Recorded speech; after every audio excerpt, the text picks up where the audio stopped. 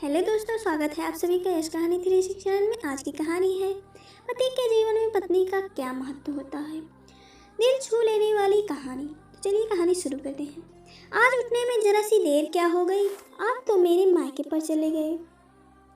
सास ताने मारे तो समझ में आता है, पर पति से ऐसे शब्दों की उम्मीद नहीं करती होंगी। क्या औरत का पति के जीवन में बस एक सेब का जितनी भूमिका है? नीतू अपने पति आदर्श से कहती है। आदर्श बोला, क्या गलत बोल रहा हूँ? मैंने तुम्हारे मायके में देखा है, जब तक तुम्हारे पापा दुकान नहीं जाते थे तुम्हारी माँ आगे पीछे लगी रहती थी। एक तुम हो कि घर के फालतू के काम में इतनी व्यस्त हो जाती हो कि तुम्हें यह भी ध्यान नहीं रहता कि पति के कपड़े में आयरन हुआ है कि नहीं। सॉरी कहने की जगह तेज आवाज में बात कर रही हो। नीतू बोली, मैं सॉरी आपको क्यों बोलूं, जब मेरी कोई गलती ही नहीं है।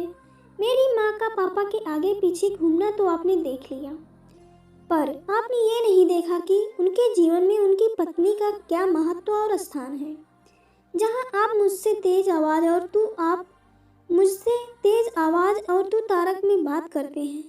आज तक मेरे पिता ने मेरी माँ को तुम नहीं कहा, हमेशा आप शब्द से संबोधित करते हैं। आदर्श बोला, सुना माँ, इसके शौक तो देखो। ए माँ, इसके शौक तो देखो, ये चाहती है कि मैं इससे आप कहकर बात करूं। अरे जाओ, पतियों को आप करके बात करती है या फिर पति? अपने शौक मन में ही रखो, सपने वही देखो जो पूरे हो सकते हैं। इतना कहकर आदर्श हंसने लगा। नीतू बोली, पति देव, इज्जत वहीं मिलती है जहाँ लोग इज्जत देते हैं। औरत कोई पैर की जूती नहीं होती जिसे आप बार बार ठोकर मारेंगे और वो आपको सर पर बिठाएगी। क्या औरत की जगह पति के जीवन में एक सेविका और बच्चे पैदा करने की मशीन जैसी होती है? अगर आपको ऐसा लगता है तो अपनी गलतफहमी को दूर कर लें। सेविका नहीं हूँ और ना ही कोई मशीन। नीतू की सास आशा जी बोली, अरे बहू, इतनी भी क्या गुरूर? अगर एक सॉरी बोलने से बात खत्म हो सकती है तो कह दो सॉरी। पतियों की तुलना तो परमात्मा के साथ की जाती है और तुम हो कि इस तरह से बात कर रही हो। नीतू हंसकर बोली, मम्मी जी, इस विषय में ज़्यादा कुछ कहना नहीं चाहूँगी, पर क्या आपके बेटे के जीवन में मेरा बस इतना ही महत्व है? जितना मैं जानती हूँ, देवी देवताओं में पहले देवियों का नाम लेकर उन्हें सम्मान दिया जाता है, तो क्या मेरे घर में मुझे और मेरे काम का महत्व नहीं दिया जा सकता? इतना कहकर वह वहाँ से चली गई। नीतू तो अपनी बात कह कर चली गई। इधर आदर्श बोला, देखा माँ, इसके तेवर शादी को 12 साल हो गए हैं। अब इन्हें इस घर में अपनी एक अलग जगह बनानी है। अगर इतना ही है तो कमाए और खाए, आखिर रहती तो मेरे ही पैसों पर है। आशा जी बोली, बेटा, अब मैं इस उम्र में तुम्हारे कपड़ों में आयरन तो कर नहीं सकती हूँ, तो तुम खुद ही कर लो। थोड़े दिन छोड़ दो बहू को, कल को जो तुम कहोगे आखिर उसे वही तो करना होगा। इतना कहकर आशा जी भी अपने कमरे में चली गई और आदर्श अपने कपड़ों में आयरन खुद करना पड़ा। कुछ दिन तक ऐसे ही चलता रहा। नीतू घर के काम करती, परंतु आदर्श का एक काम नहीं करती थी, जिससे आदर्श को बहुत परेशानी हो रही थी। एक दिन आशा जी बोली, बहू, आखिर ये कब तक चलेगा?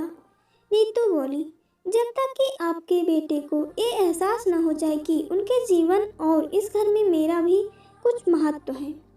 कम से कम तब तक तो ऐसा ही चलने दीजिए। आशा जी हैरानी से नीतू को देखती रह गई।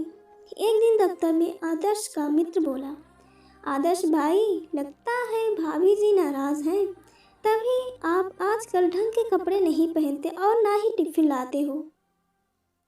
आदर्श को बहुत बुरा लगा। घर आकर उसने नेहा को सुनाते हुए माँ से कहा, माँ, पत्नी अपना कर्तव्य भले न निभाए, परंतु पति अपनी कमाई से पूरा घर चलाकर अपना फर्ज निभाता है। नीतू को आदर्श की बातें बहुत चुभी, लेकिन उसने कुछ नहीं कहा। अगले दिन उसकी पड़ोसन वर्षा बातों बातों में बोली, भाभी, विज्ञान और गणित में आपकी बहुत अच्छी पकड़ है, तभी आपके दोनों बच्चों के अंक बहुत अच्छे आते हैं। आप किसी स्कूल में या फिर ट्यूशन क्लास क्यों नहीं शुरू करती?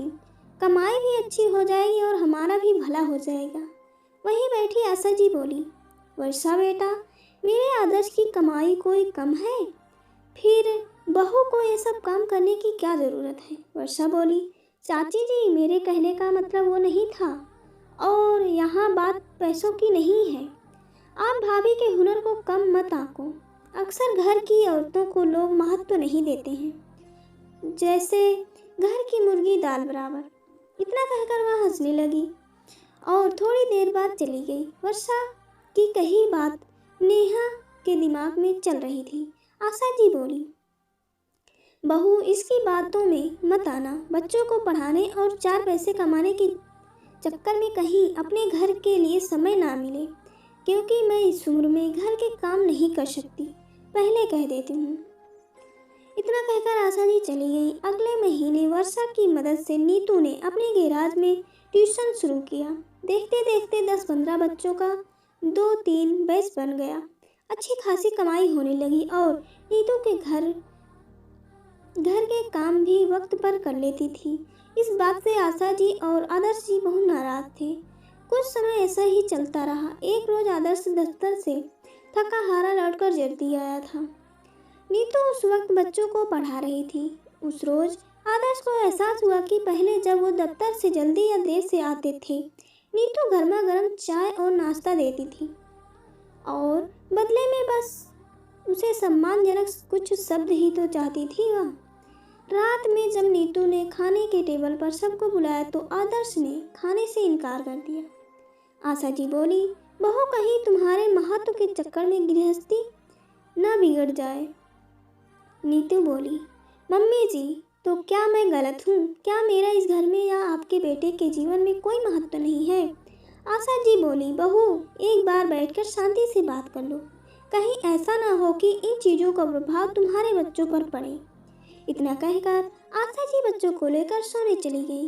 नीतू खाने की प्लेट लेकर कमरे में गई तो आदर्श ने खाने से इनकार कर दिया और कहा, जब तुम्हारे जीवन में मैं कोई मायने नहीं रखता और मेरी कोई जगह ही नहीं है तो खाना खाकर क्या करूँगा? नीतू बोली, मेरे जीवन में आपका क्या महत्व है मैं शब्दों में बयां नहीं कर सकती। बस इस घर में और आपके जीवन में अपनी एक जगह बनाने की कोशिश कर रही थी, ताकि कल को आपके बच्चे आपकी मुझसे ज़्यादा इज्जत करें और वही बच्चे कहें कि मेरे पिता के जीवन में मेरी माँ का कितना महत्व था। क्या मैंने आपसे ज़्यादा मांग लिया? इतना कहकर नीतू रोने लगी। आदर्श नीतू का हाथ थामकर बोला, मैं अपने व्यवहार को बदलने की पूरी कोशिश करूँगा। इन कुछ महीनों में मुझसे समझ में आ गया कि मेरे जीवन में तुम्हारा क्या महत्व है। अगर आदमी जीवन रूपी घर की छत है तो उस घर की नींव एक औरत होती है। मैंने अपनी सारी गलतियां के लिए माफ़ी मांगता हूँ। और नीतू ने भी बात को वहीं ख़त्म किया। अगले दिन से आदर्श अपने छोटे मोटे काम खुद करने लगा और नीतू को पूरा सहयोग करता था। आशा जी को बेटे के लिए खुशी थी, परंतु बहू की बात उसने मान ली। इस बात का उन्हें बहुत मलाल था, क्योंकि अब वो खुद से ज़्यादा वो पत्नी को महत्व देता था। तो कहीं ना कहीं आशा जी को अपना सिंहासन हिलता हुआ नजर आया। और मेरे प्यारे दोस्तों, आपको कहानी कैसी लगी हमें कमेंट करके ज़रूर बताएं, और अगर पसंद आए तो लाइक, शेयर एंड चैनल को सब्सक्राइब करें।